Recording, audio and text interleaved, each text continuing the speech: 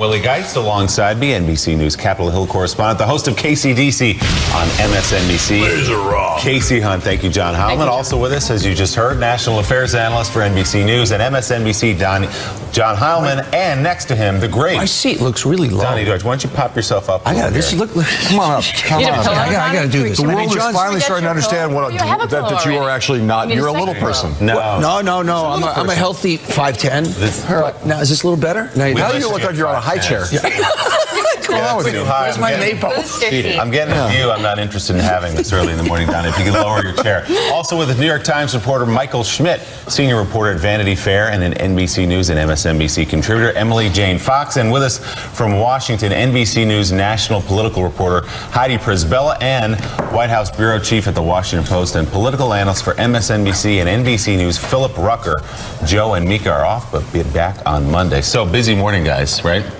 I feel like we do have the appropriate panel here, though. We have Emily Jane Fox, who's reported on Michael Cohen extensively and wired into that world better than anybody, and Donnie Deutsch, who knows Michael very well. So let's get right to the story. It's like the Michael Cohen Friends, Family, and Tormentors table. Well, let's get into the story here. Michael Cohen reportedly has a story to tell. NBC News has confirmed Cohen is willing to inform Robert Mueller that Donald Trump, as a candidate, knew about that 2016 meeting between Russians and his top campaign aides at Trump Tower.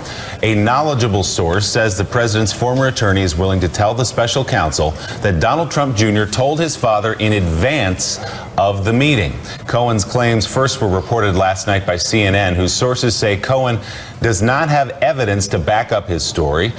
CNN also reporting a source familiar with Cohen's testimony to the House Intelligence Committee says Cohen did not testify that Trump had advanced knowledge, nor does that claim appear in either of the committee's reports. Cohen's lawyer, Lanny Davis, declined comment, but reportedly told CNN, "I have to wonder why the Trump people put that story out. It was not from us." President Trump's lawyer, Rudy Giuliani, had this to say.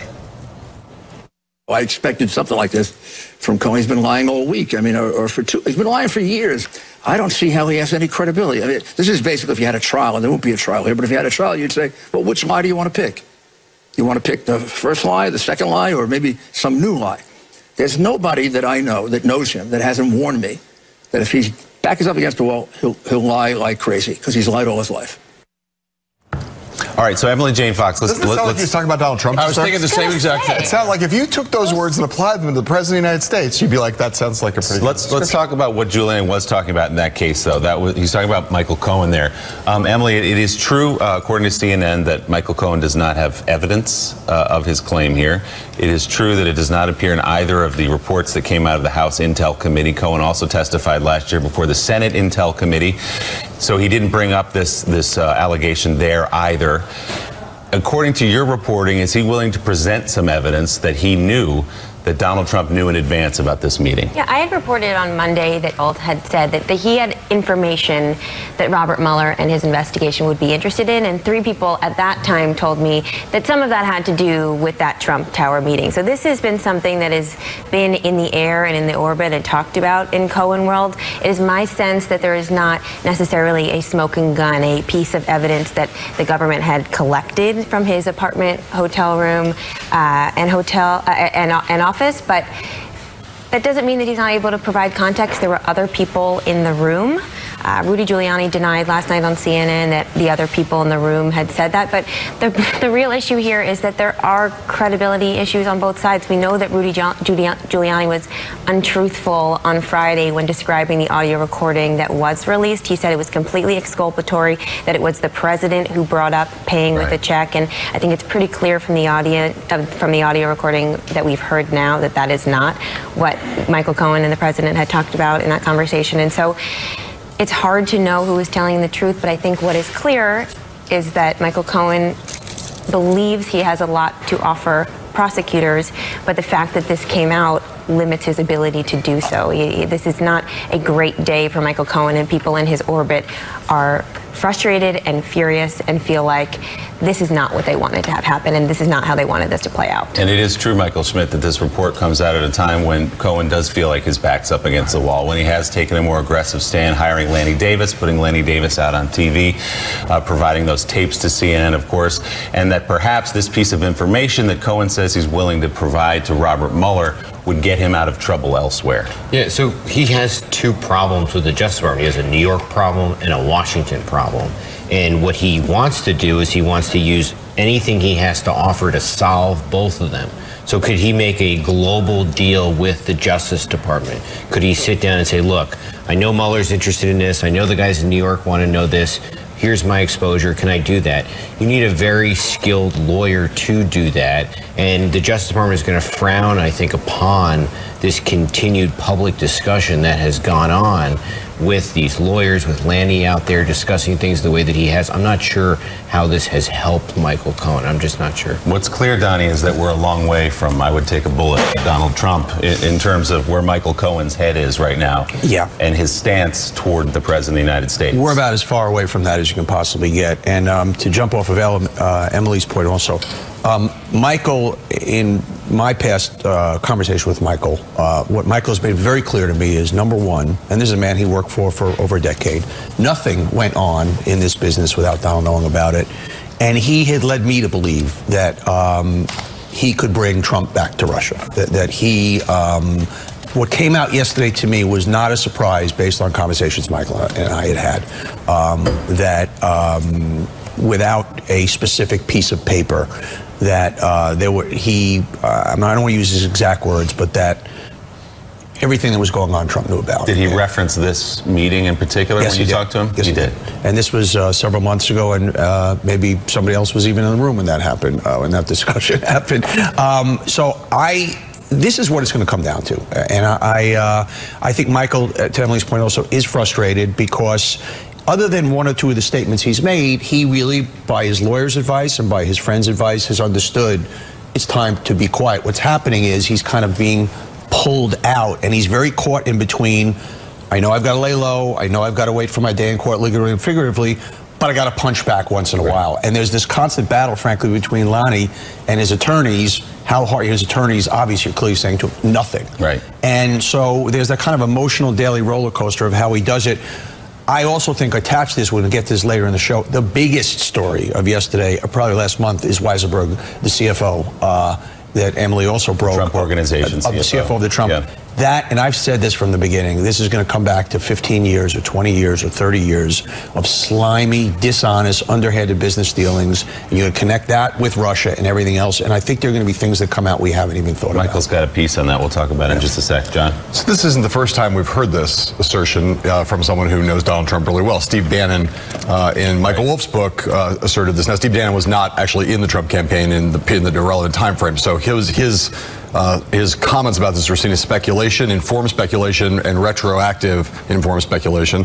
But it's another person super close to Donald Trump who basically is either has direct knowledge or is claiming to have direct knowledge or believes what a lot of us believe, is that a meeting of this importance held by Don Jr. would not be something that would not have been reported to his father.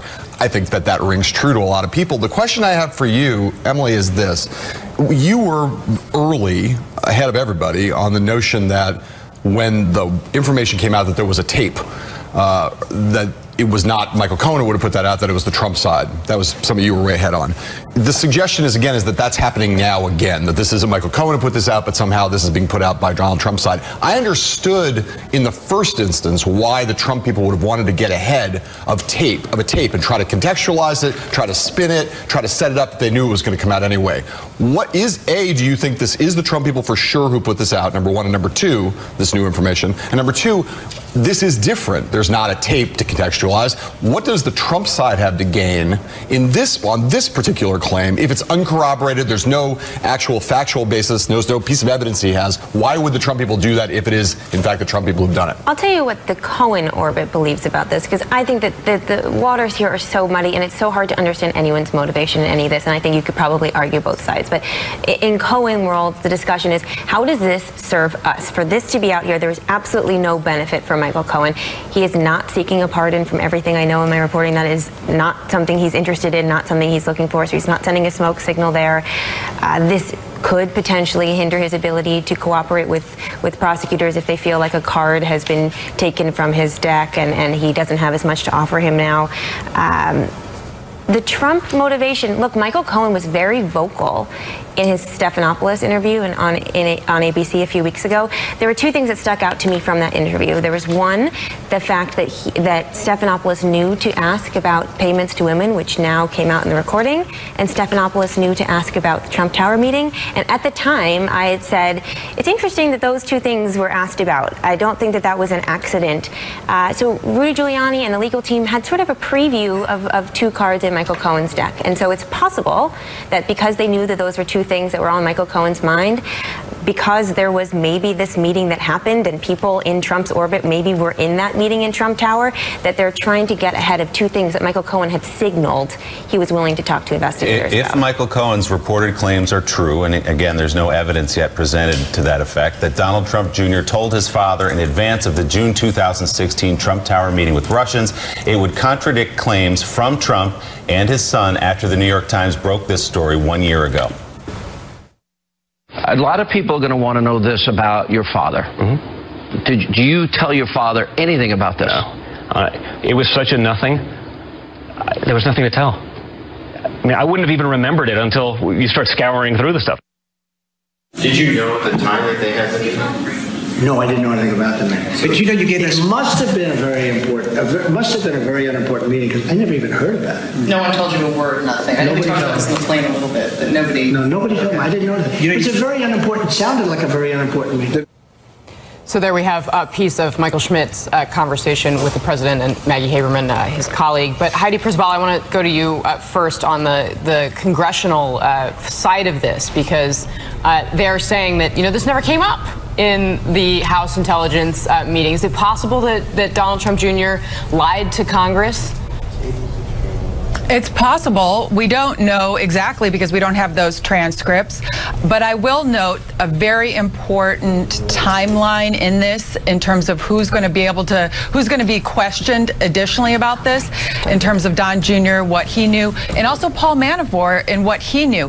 What we know is that Don Jr. made 2 calls around this meeting to a blocked number, which was the modem operandi for him calling his father to a blocked number. One was before, one was after. We also know from movements outside and inside Trump Tower that Trump was physically present during that meeting, and we know that within hours afterwards, he was meeting up with Paul Manafort at a luncheon just down the street. So there would have been every opportunity for the president to have been briefed. And again, to take you back to Steve Bannon's remarks in the book, it is incredulous to believe that the president hadn't been debriefed. So I think where this becomes important, if they're going to try and discredit Michael Cohen, is to look for corroboration from others who would have known. And of course, if Don Jr. told Fox News, that may be, come out as a lie. I just want to go back to the line that John Heilemann quoted from Steve Bannon in the Michael Wolff book, Fire and Fury. He called that Trump Tower meeting treasonous, did Bannon. He went on to say the chance that Don Jr. did not walk the Russians up to his father's office on the 26th floor is 0. Now, that doesn't suggest that he knew about it beforehand, but it does suggest that he may have known about it. Meanwhile, the man known as the financial gatekeeper of the Trump business empire reportedly has been ordered before a federal grand jury. The Wall Street Journal reports that Alan Weisselberg, the chief financial officer and executive vice president of the Trump Organization, was subpoenaed by the Southern District of New York in the Michael Cohen investigation. Sources familiar with the probe told the Journal Weisselberg is considered a witness. Last year, Weisselberg arranged for the Trump Organization to pay Cohen after he'd made a $130,000 payment to Stephanie Clifford, known as Stormy Daniels, to keep quiet about an alleged affair. One of the president's closest and oldest business associates, Weisselberg has worked with Trump since the 1980s and even was featured on The Apprentice. Just days before Trump was inaugurated, he turned over his business operations to his 2 grown sons under Weisselberg's guidance. Neither he nor the Trump Organization responded to the Journal's request for comment. So, Bill Rucker, you tweeted about this yesterday. Quote, just got off the phone with a former Trump Organization employee who echoed NBC's Katie Tur's reporting on Weisselberg's subpoena, saying Alan knows everything and anything about all the financials. He knows every dollar that goes in and every dollar that leaves. He knows where all the bodies are buried. So what's the significance of this specific story? We know who he is as a character in Trump's world, but on the specifics here, what's the significance? Well, it shows that there's real interest on the Mueller team into the finances of the Trump organization, which, first of all, is going to bother the president intensely. He, I think, is going to view this as an encroachment, as going beyond sort of the Russia mandate of this investigation. But it's also troubling for the president because so many of the financials of his company have been kept secret, been kept from the public. He has not released his tax returns like other presidential candidates and other presidents have. And so there's a great interest in learning more about his finances. Where does he make his money? How does he invest his money? And how much is coming in and out of the organization? And Weisselberg is the one character who knows all of that. He has kind of full visibility into the financial portrait of the Trump organization and of Donald Trump personally, and has had that visibility for decades now. So he has a lot of value to the Mueller team, if in fact he is questioned on this. Michael Schmidt, you've been reporting on this too, and we know that this has been the president's kind of red line as concerns the Mueller investigation broadly. But what does your reporting tell you about what exactly it is they want from Weisselberg? Well, so Weisselberg knows about, as we heard from the tape recording, how the payment was going to be made to AMI to buy the story from the model. And that's Karen McDougal. That's Karen McDougal. We showed Stormy Daniels earlier. So he knows about how that money was moving. So if you're investigating Michael Cohen and you're trying to figure out what that was all about and what the intent was for the payment and whether it violated campaign finance laws, you're going to need to talk to him. The question is how much broader does it go than that? We, as you said, we tried to pin the president down on this. We spoke to him last July and created what I call the faulty red line, as most red lines are, where we said, look, if he's looking at your finances, does that violate the red line? And he basically says that. We're talking about Mueller at that point. Now we're talking about prosecutors in the Southern District of New York looking at his finances. His same Justice Department. Does that violate the president's red line? Well, they did the raid on Michael Cohen's, house and offices several months ago, and the president hasn't done anything about that to enforce the red line of such. So, look, I can't believe the president's going to look at them talking to Weisselberg as a great thing, and I'll be very interested to see what his reactions are. A lot of stories yesterday about a lot of different legal things about the president, and I can't imagine that he's going to be happy about it. To clarify one legal thing, there is no accountant-client privilege, right? Unlike an attorney-client privilege. I don't think so. But even in this case, the attorney-client privilege has not really seemed to help the president because everyone thinks that's very safe. I just want to ask one other thing, because I think this is a question that people ask all the time, and it's related to this or orthogonal to it. Does Bob Mueller have Donald Trump's tax returns?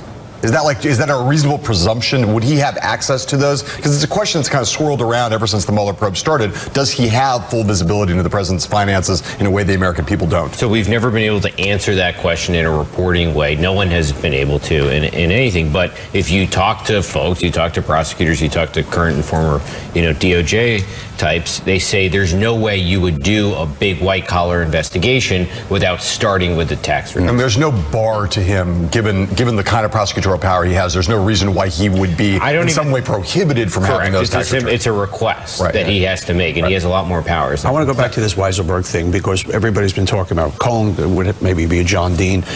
I think this is your John Dean. I think wherever it starts, but you also, if a CFO is complicit in all this, they're as guilty as the person who's doing it. So even whatever he's called in for, at the end of the day, if he's in any kind of trouble, it's like, what else does he have? And he has everything. I ran a company for many, many years. And Donnie has a lot of familiarity with corrupt accountants. Exactly, yes. And as CFO, everything you do, he executes. Every dollar in, every dollar out, every business. If Donald Trump ever did anything dishonest, and I'm not accusing Weisselberg was the financial executor of that. And so when I read that yesterday, I was like, whoa, Rome is really burning. And to say that Donald Trump is not happy about that, I think to him this is even scarier than Michael Cohen. Isn't it funny that you hear over and over again, and I hear this too from my sources, there are a lot of people who are described as knowing where the bodies are buried. There's also a lot of bodies. How many bodies? How many bodies had to be buried? How many had to bury them? Your personal attorney and your personal / business CFO are the two people. Those are the two people by your side. If you're running a certain kind of operation. Yes. So if there are any body barrier whisperers, those are the two people. So, Phil, president's financial ties, his relationships in business terms with Russia and other places have always been in the background of this investigation, have always been in the background of people's suspicions about how he dealt with Russia over the course of the campaign, how his campaign did. So this guy might be the key to answering some of those questions. That's right, and it's also suspicious because the president has sought to keep this information secret for so many years from the public, despite the protocols and practices of presidential campaigns in the past. And so that's why there's been such intense public interest in his finances and the tax returns. We simply don't know what the investigators have at this point, but Weisselberg could be a very key piece in their investigation. Michael Schmidt, as always, you're on a reporting spree. The other big story you had in the Times yesterday on Special Counsel Robert Mueller reportedly examining President Trump's tweets as part of his probe into the obstruction of justice, or the potential obstruction of justice. Is this surprising that Mueller would look at these? It's public information. I would assume he would look at all the tweets. I think the way to look at the tweets is, what if we found out he said these things in private? What would our reactions have been?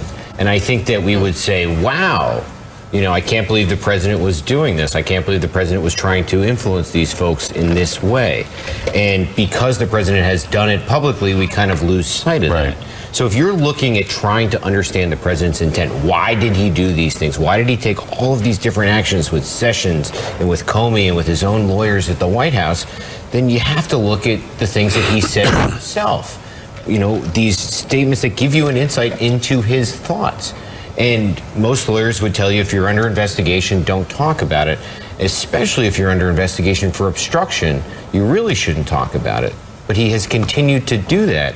And if you look at the 49 questions that Mueller wants to ask Trump about, several of them are just about his public statements. What was he saying publicly? Well, that's, we talk about this, Casey. It's funny, somebody said on our set several months ago, at Watergate, we had to comb through and find the tapes. With President Trump, the tape was a nightly news interview with Lester Holt that was broadcast to 10 million people. Right, and that makes it makes the potential for the private tapes to be that much more salacious. Because if he's willing to say all these things in public, imagine what's being said in private. I'll just say, not with that to do with any of these specific tweets, but in the context of the presidential campaign, on the basis of all of the reporting that I did at that time, every single Donald Trump tweet was preceded by him saying the same thing to people around him 100 times, 50 times, 12 times, 16 times. Oftentimes with a higher rate of profanity. These are the things that he would be obsessing over and saying to Hope Hicks, campaign staffers. He'd say them over and over again, and then they would pop out in the tweet, or the tweet was the first thing on his mind. He'd tweet it and then repeat it to everybody around him with more profanity, with more emphasis. These are never isolated things that Trump comes up with, tweets once. These are the things, they're the things that are on his mind at that moment, and this is the way in which he vents it.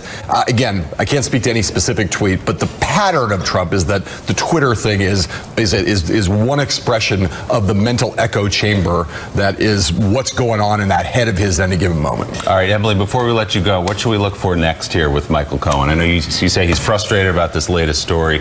What's his next move with Lanny Davis by his side? I think that the sentiment is they feel like they've been kicked with steel-toe boots by Rudy Giuliani, and going forward, if they feel like they're kicked, they're going to kick back, and they're going to kick back harder. So who knows what is to come. And Phil Rucker, what are you looking at today? Well, I want to see how the president reacts to this. He's going to be heading up to Bedminster, New Jersey for his golf course over the weekend. He tends to visit with a lot of his New York friends there, lets loose a little bit on the golf course. So we'll see if there's a tweet storm tomorrow morning, as there often is on Saturday mornings. And rainy weather here in New York, which is important to point out, and be indoors with plenty of time to tweet. Phil Rucker, Emily Jane Fox, great reporting as always. Thank you so much. You know what Schmidt's doing today? What? He's looking to see where all the bodies are buried on you. No, I don't want Schmidt on my case. I've seen his work. Still ahead on Morning Joe, the first identified candidate to be targeted by Russian hackers ahead of the midterm elections. The Daily Beast first to report the story, and Sam Stein joins the table with what the Beast found out. Plus, former chairman of the RNC, Michael Steele, joins us, or as Sean Spicer reportedly calls him in his new book, the author of that infamous Trump dossier. What? We'll clear that up with him next on Morning Joe.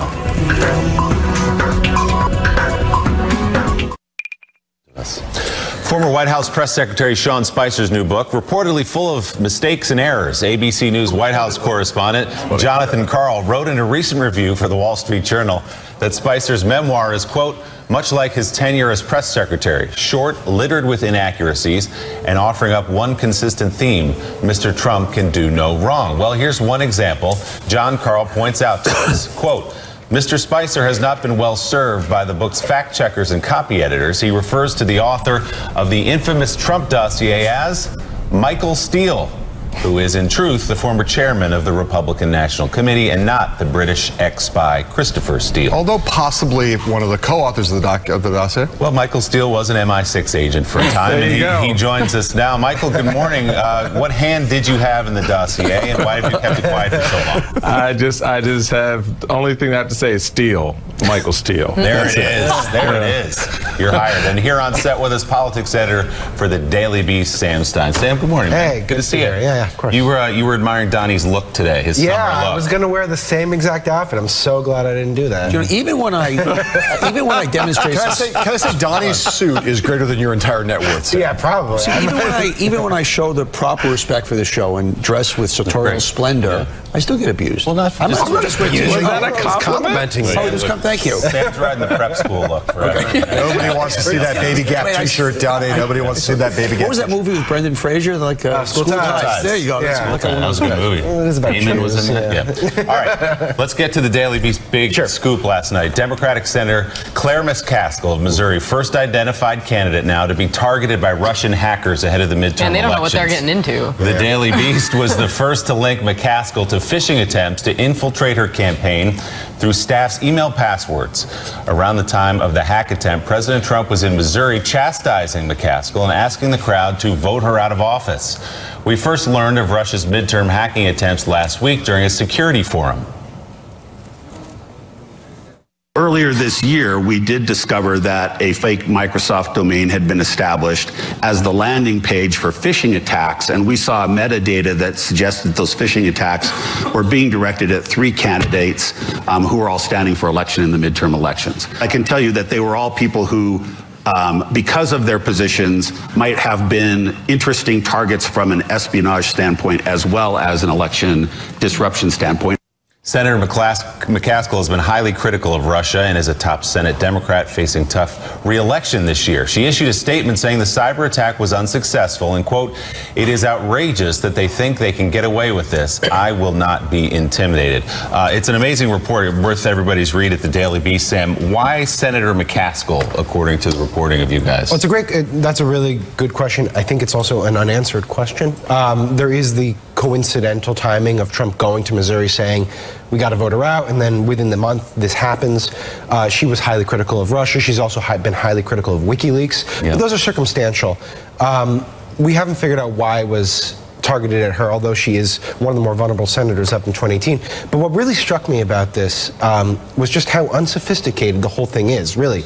They set up a fake page, they tell you that your email password has expired, and then they ask you to log in and change it. And that's literally it. And anyone can be duped by that. I talked to verification. Yes, two-step verification. Now, I talked to a cyber security expert on the Democratic side of the ledger who said this is the simplistic elements of this. They will catch up with people if they aren't prepared right now. So anyone who's running for 2020, your campaign may not be targeted during that campaign, but the aides who are working on campaigns now and then go to your campaign, they may be targeted now and they may bring that hacker with them when they come to your campaign. So it's unsophisticated, but it's definitely malicious. Casey, is this something that they're worried about on Capitol Hill before this report even came out? I mean, you have such a high-profile senator targeted. Yeah. It could be anybody. Sure. This is something, I mean, this is not the first time that this has happened. Other members of Congress at, kind of on a lower profile scale have been targeted using similar methods as what we saw with John Podesta's emails in the presidential campaign. And it has been something that a lot of members, despite the president's repeated insistence that none of this is happening, none of it matters, we shouldn't, don't look at that. Members of Congress, especially those on the Intelligence Committee, have access to deep information about these kinds of attempts to penetrate their campaigns, and they are concerned about it. Now, to Sam's point, a lot of these congressional campaigns, there aren't presidential campaigns. I mean, John Heilman, you know this. You've covered both of them. They're often shoestring operations. There's often inexperienced. People have to start someplace. They're often young. You can make a mistake like this. Sometimes the people who are most vulnerable are actually people who are older, John Podesta, for example, fell victim to this, whereas other staffers didn't. Yeah, I mean, look, you think about congressional campaigns, a lot of these campaigns, it's not like they even have an IT department. Right. It's not like they're talking about, and their security amounts to like a McAfee antivirus software that everybody has installed in their computers. They're if not shoestring operations, they're not running with the level of vigilance or the level of technical sophistication that presidential campaign. And I would say it's not just congressional campaigns. There are a lot of Senate campaigns that don't have anything that resembles a genuine, I mean, even multi-million-dollar Senate campaigns that don't have anything that resembles an IT department, unlike the multi-million-dollar, nearly billion-dollar operation that a Hillary Clinton campaign or Donald Trump campaign is involved in. And as you said, Casey, even those campaigns, with all of their vigilance and all of their focus and knowing that they might be targeted, still, you can find someone like John Podesta, others on the campaigns who made simple mistakes that ended up causing a huge amount of chaos. Michael Steele, it's a new world out there. I imagine this isn't something you worried a ton about when you were the chair of the RNC. Actually, not as much then as now. Yeah. I mean, we did find, interestingly enough, when I came in as chairman, that a significant number of state party operations didn't have websites or had poorly managed websites. So every little entry point was vulnerable and has been vulnerable for quite some time. You know, there was a point in that that period where everybody was focused on the Democratic Party being hacked. Folks now realize the Republican Party was hacked as well. So despite this idea that this was a push to sort of help Trump or help Hillary Clinton, the bottom line is that we had foreign agents who figured out the play inside of our electoral system. It's a big deal for 2018, folks. Do not underestimate the opportunity here with so much on the line in terms of power and control of the House, how that plays out on legislation that could impact Russian interests between now and 2020. So there's a lot at stake here. And Claire McCaskill's campaign, I think, is the tip of a very, very deep iceberg. And let's just say one really quick thing. It's just, the reality is that, like on presidential campaigns, you go back to John Kerry in the 2008 campaign, there have always been hacking attempts and successful hacks of presidential campaigns. The difference between what happened in 2016 and what's going to happen now and past efforts is that the past efforts are generally done by the Chinese, who are looking for information but not weaponizing that information. 2016 and now into 2018 is hacking the information and then putting it out in order to cause political damage as opposed to just gain intelligence. Donnie, what's the obligation that these campaigns should have? I mean, one of the big fights that I've been covering on the Hill is calls for people to stay away from whatever information is gleaned via Russian hacking attempts. You know, don't put it in your ads. Don't spend money pushing a claim that was hacked. You know, just speaking, before I get to that question, speaking of hacking, and this still stuns me, last week, the week before, the Republicans voted down a bill that would add additional money to protect our voting apparatus. You know, we talk about hacking into information, people's emails, that they actually said, no, we're not going to spend money to make sure that the process in 2018 and 20 going forward is protected, because it's the same technology. Hacking is hacking. So, you know, if we ever get to the point where people are doubting elections, it's over. As far as, you know, Casey, your question, I go back to even bring this back to Trump. I believe at the time in the idiot defense, I even believe at the time when Trump was getting the information from Russians, he was like, this is great, you know? So I think that there's now obviously a heightened understanding, if there were any gray areas whatsoever about getting money from, getting information from hostile foreign actors, that I do think right now that every campaign would have an oversensitivity to it. So there's actually conversations happening right now between the top people at the Democratic House campaign arm and the Republican House campaign arm about this very question. What do you do when hacked material makes its way into the public domain? And they're at an impasse right now. The Democratic campaign arm is saying, under no circumstances should anyone use that material whatsoever. We should make a pact, and that way it can't be weaponized. Or it can be, but it won't be as damaging. The Republican position has been, how can we ignore hack material that makes its way out into the press? Let's say the New York Times writes a big expose on emails that were hacked by the Russians, which they will do because these are editorial choices that the press often makes, and for good reason. Are we at that point not allowed to reference the New York Times? Are we not allowed to reference the Washington Post material?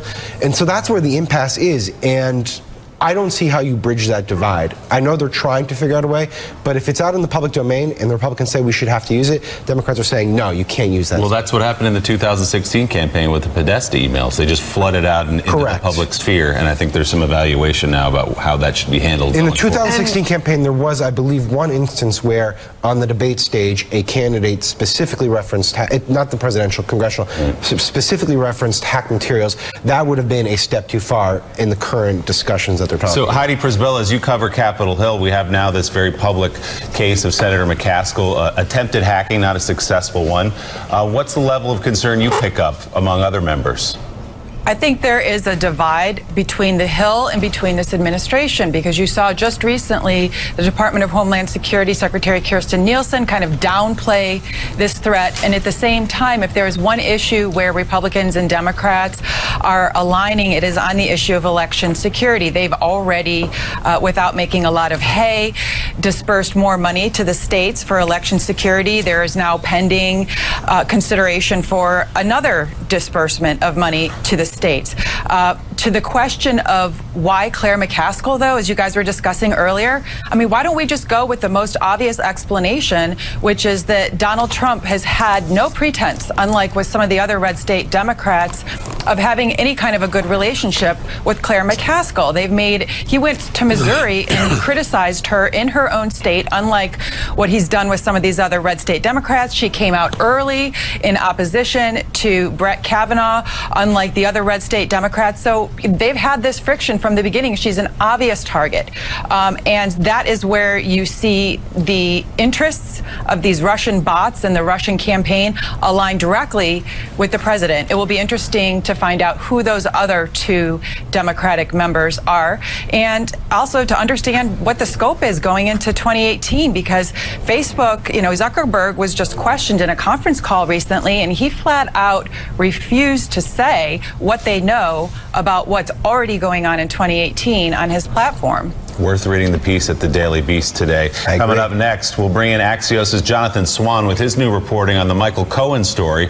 And as we go to break, the White House noted a minor change to the president's travel plans yesterday morning, citing bad weather and fog, but there was a problem with that. Our own Hallie Jackson posted this photograph, writing, "The view from my office window as the White House makes a bad weather call, meaning the president will take a car to Andrews rather than depart via his helicopter from the South Lawn, where reporters can gather to shout questions at him. Perhaps even the weather has become fake news." We'll be right back on Morning Joe.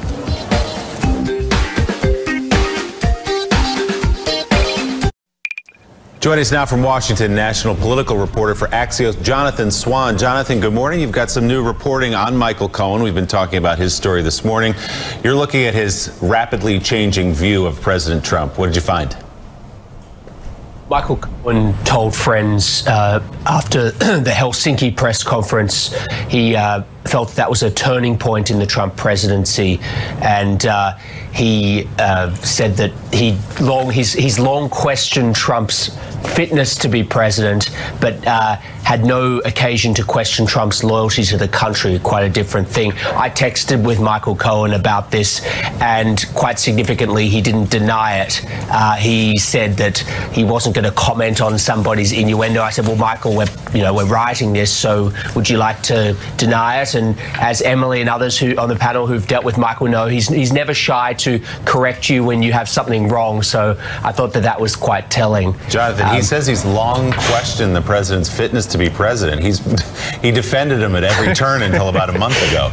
It seems a little convenient, Willie, and count me in the camp of skeptics who don't quite believe yet.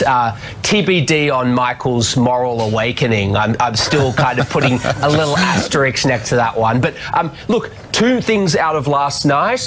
Number one, Emily's absolutely correct that the line from the Cohen camp is why in God's name would we have leaked this? It's not in our interests. And look, I do kind of buy that. I mean, it would be, as Schmidt pointed out, it's insane. I mean, if you would take this to Mueller before you would air it publicly, there is no strategic reason for doing that. I don't know who leaked it, but I can at least buy their line there. A friend of Michael's also pointed out to me that they described it as ironic that President Trump, who lied about this meeting in a statement from Air Force One, would then deploy Rudy Giuliani to describe Michael Cohen as a liar.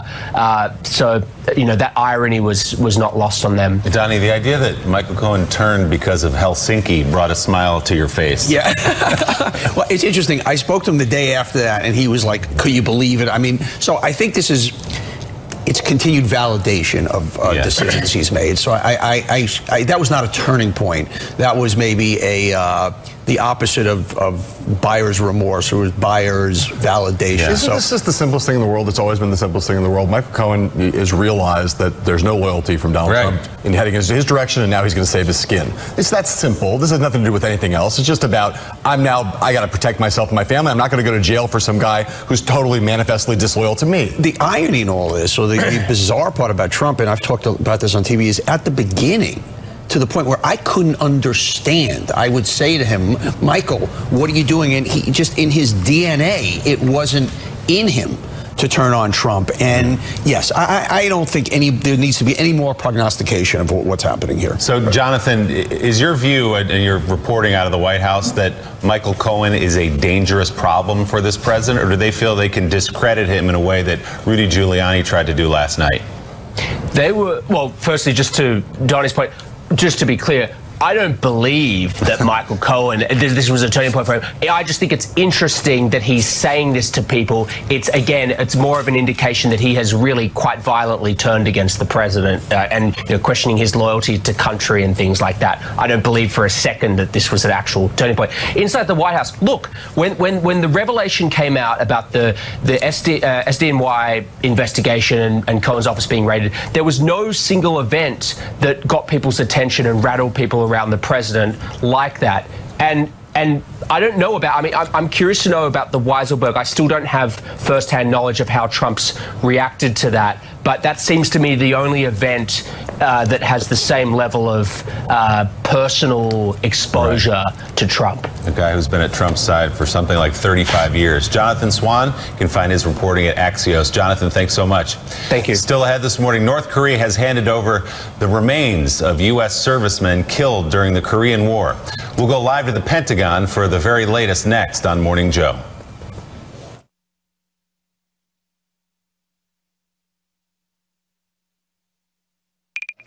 North Korea has returned 55 cases of what is believed to be the remains of U.S. service members killed during the Korean War. The turnover happened overnight on the 65th anniversary of the signing of the armistice that ended the fighting. The remains still do need to be authenticated by the United States. For more, let's bring in NBC News Pentagon correspondent Hans Nichols. Hans, good morning. What more can you tell us? Well, look, now becomes the hard part, and that is figuring out who these remains are, just lining them all up and getting a total count of just how many remains were returned. Remember, President Trump falsely said that 200 had already been returned. 200 is roughly the number that they're expecting. 55 cases. They'll all go, these bones, these remains will go to Hawaii, and they'll have cultural anthropologists taking these apart, doing DNA testing. It's really trying to line up everything and make sure you can let the families know that their loved ones have returned. But I have to say, Willie, there's more than just symbolism here. There's substance, because to have this operation take place, you had a C-17, a U.S. military plane, fly up into North Korea, cross the demilitarized zone, come back with precision. All the statements were coordinated. I have to say, here at the Pentagon, we were asked not to report about a lot of these details. They didn't want anything to go wrong, but importantly, they were worried that if it didn't actually happen, it would be strategic blunder, but it's a success this morning. Willie? Well, we, of course, will wait for authentication, but could be some good news for a lot of families. NBC's Hans Nichols at the Pentagon. Thank you. The president tweeted late last night about this. He wrote, "The remains of American servicemen soon will be leaving North Korea and heading to the United States. After so many years, this will be a great moment moment for so many families. Thank you to Kim Jong-un, tweeted President Trump. Still ahead this morning, much more on Michael Cohen's reported willingness to inform the special counsel that Donald Trump, as a candidate, knew in advance about the infamous Trump Tower meeting in June of 2016 with Russians. MSNBC's Lawrence O'Donnell is up early this morning and joins our table ahead. Plus, President Trump has a history of making personal attacks on Twitter. Now it seems Robert Mueller may be taking a look into that. Morning Joe's coming right back. I love this twittering and tweeting. I love it because, you know, I'm bigger than the New York Times. I got millions of people. If I didn't have social media, I wouldn't be able to get the word out. I probably wouldn't be standing here. I put out a tweet, and you'll see all over television, we have breaking news, and I may be tweeting from bed, okay? If I put out like a 140-character tweet, they go crazy. We have breaking news. They break into every story. So you got to use it.